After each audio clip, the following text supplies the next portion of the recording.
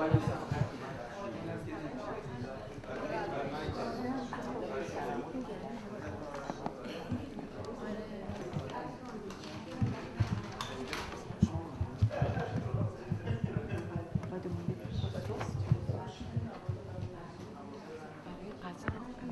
اناسه بکنه هر کی میخواد. چیز میگم. آره فقط بشه. نه اینو بعدش.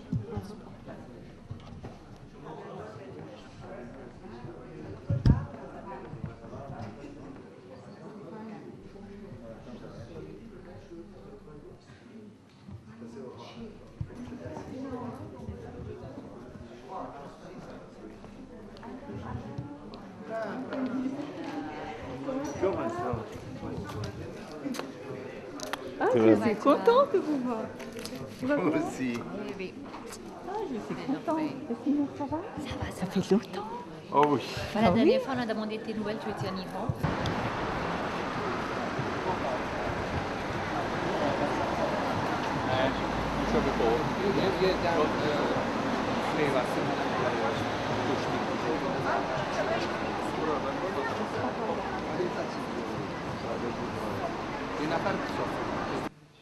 نماز و دوستان بهمت.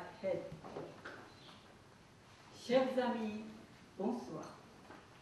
Au nom de l'association Hermanie Ousmane Farsi, je suis heureuse de vous souhaiter la bienvenue en cette soirée printanière.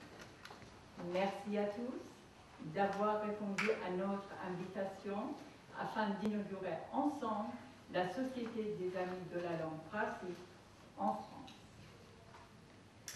Cette première conférence est le fruit du travail d'un groupe d'amis passionnés par la renaissance de la langue farsique, dont nous allons vous présenter quelques textes significatifs. Et maintenant, je cède la parole à Liliane Servati qui va exposer le déroulement du programme de cette conférence qui nous réunit tous ce soir. Mais auparavant, n'oubliez pas d'éteindre vos portables. Je vous souhaite une agréable soirée.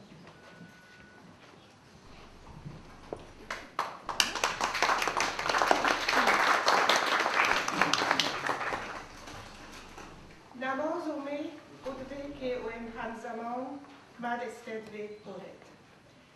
Telle est la formule de bienvenue telle qu'on aurait pu la formuler en parsique il y a quelques 2000 ans. Le terme de parsique était utilisé par les Parsis pendant les périodes arsacides et sassanides pour décrire la langue moyen-perse, issue elle-même de la langue dont venaient les inscriptions cunéiformes des Achéménides. Cette langue était appelée Arya, Aryan, par le roi des rois, Darius. C'est pour cette raison que l'on privilégie aujourd'hui le terme de parsique. Il est moins ambigu que Pahlavi, qui signifie très exactement « part ». Le parsique a été parlé durant une longue période, allant d'environ 300 avant Jésus-Christ jusqu'à 800 après Jésus-Christ, et il occupait dans le royaume des Perso-Ariens et Ranchar la position occupée par le latin dans l'Église médiévale. Il perdura en Iran et en Inde en tant que langue morte, entretenue par les Parsis, et ce jusqu'au XIIIe siècle. Les ouvrages en parsi continuèrent à être rédigés jusqu'à la fin du Xe siècle. Au-delà de cette date, les auteurs ont rarement tenté de composer en parsi des écrits autres que des introductions sous forme d'invocations et des colophons dans les manuscrits qu'ils avaient recopiés. Ils préparaient également des versions perses, pasand, de textes en parsique dans lesquels les mots parsiques étaient transcrits en caractères avestiques ou perses. Le nombre de prêtres diminuant, il leur fait impossible de fournir suffisamment de copies afin de conserver tous leurs manuscrits religieux. Par conséquent, ils n'étaient pas en mesure non plus de reproduire des manuscrits sur d'autres sujets. C'est pour cette raison qu'une grande partie de la littérature parsique fut perdue entre le 7e et le 13e siècle. Bien que seule une petite partie de la production littéraire et scientifique en parsique ait survécu jusqu'à nos jours, Il existe suffisamment de traductions syriaques et arabes, des révisions et adaptations persanes aussi bien que des allusions à des ouvrages perdus, ceci afin de donner le sentiment d'un riche héritage littéraire et scientifique sassanide qui passa partiellement en perse après Yazdegir.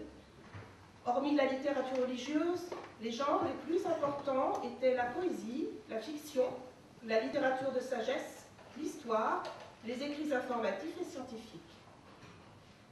Après un ralentissement, une nouvelle littérature émergea, la littérature persane d'Ali, qui incarna et fit perdurer bon nombre des normes et traditions de la littérature sassanide et alla à la rencontre des besoins du peuple. Récemment, le parsik a fait l'objet d'une renaissance linguistique et il a vu augmenter timidement le nombre de ses apprenants et de ses locuteurs. Ce renouveau du parsik consiste à reprendre le processus là même où la vitalité de la langue s'était arrêtée. Le but de cette démarche est de retourner à un usage quotidien du parsik. Elle doit s'effectuer sur deux axes parallèles, la reprise du parsik littéraire écrit et le renouveau du parsik parlé. Le projet de cette renaissance a débuté avec la fondation de Ermeni Uzvan Parsik, le Cercle des Amis de la langue parsik, l'an dernier, en 2010. Ce projet vise non seulement à faire revivre le parsik en tant que langue littéraire, mais aussi à l'enrichir et à l'adapter dans toutes les étapes de la vie. La mission de Ermeni Uzvan Parsik s'articule autour de trois axes. Tout d'abord, transformer le parsik en une langue utilisée dans tous les domaines de la vie, au domicile, à l'école, dans la vie publique, le commerce, l'industrie, les arts, la philosophie et les sciences. Ensuite, sauvegarder la qualité classique du parsik et déterminer avec exactitude la prononciation de ses lettres. Et enfin, il est de notre devoir de fournir au parsik la flexibilité nécessaire pour rendre possible l'expression de tout aspect de la pensée humaine. L'Ermeni Uzvan Parsik normalise le système phonétique du parsik du IIIe siècle avant Jésus-Christ. Une description du système phonétique est disponible d'ailleurs dans un article séparé.